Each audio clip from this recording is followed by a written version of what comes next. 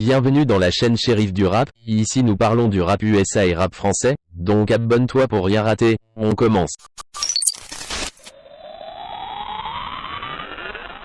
La compétition de rap française, Nouvelle École, fait son grand retour pour une deuxième saison.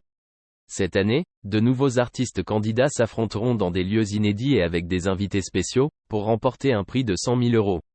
La compétition met en vedette de nouvelles pépites du rap français qui rivalisent dans des freestyles et des battles pour impressionner un jury composé de Niska, Shai et SCH.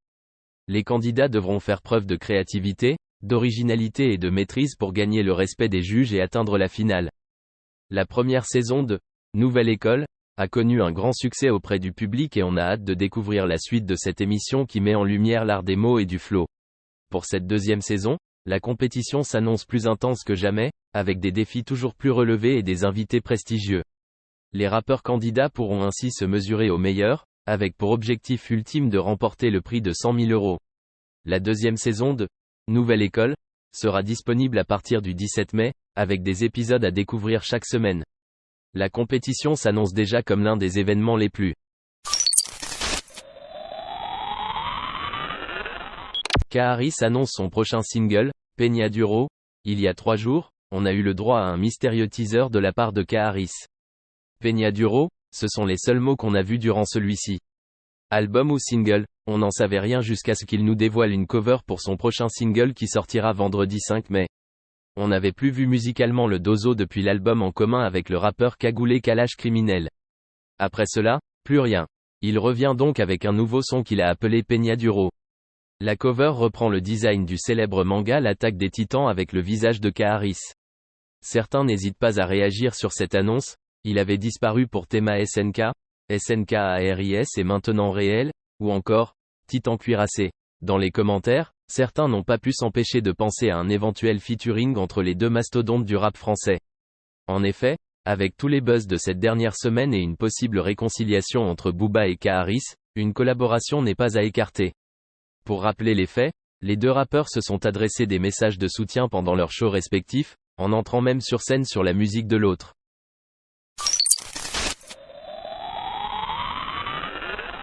Nino signe son retour avec un freestyle LVL Up 1. C'est le premier d'une longue série. Nino n'a plus sorti de projet solo depuis près de 7 mois. Il travaille sur son prochain album, mais pour que l'attente ne soit pas longue, Jeff a sorti par surprise un freestyle qui fait du bruit. Le retour vers le rap pur pour Nino? Le freestyle sorti par Nino est intitulé LVL Up 1. Il montre le rappeur entouré de personnes cagoulées et faisant des plans de nuit. La nouvelle sortie a suscité beaucoup d'engouement. Pour preuve, elle a fait 450 000 vues en 14 heures et ce n'est pas près de s'arrêter. Au-delà de la réputation du rappeur du 91, le succès de ce freestyle s'explique par son originalité. En effet, Nino n'y a pas mis de la mélodie et du rap chanté. Il a fait du rap pur avec des punchlines, des accroches et un flow autant posé que percutant sur une production de Holomob et Boumidjal. Pendant moins de 2 minutes, Nino a rappé sans arrêt et le clip est venu comme la cerise sur le gâteau. Réalisé par la Crème Film, le clip montre un Henny dans la posture du rappeur Hustler. Avec ce projet, on comprend mieux à quoi faisait allusion Nino lorsqu'il parlait de musique un peu différente pour son prochain album. On essaye d'aller à l'international, donc il y aura des sons un peu différents. On passe un step dans les featuring, on va dire, avait-il révélé au cours du premier trimestre 2023 lors d'une interview. Selon une séquence du clip, il faudra s'attendre à 3 autres freestyles venant du rappeur. En attendant, la toile loue le niveau de rap de Nino. Même certains rappeurs n'ont pas manqué d'apprécier le projet de bonne facture présenté par le Jeff. Donc là Nino vient de déposer un classique sans prévenir personne? A écrit Junior sur son compte Twitter.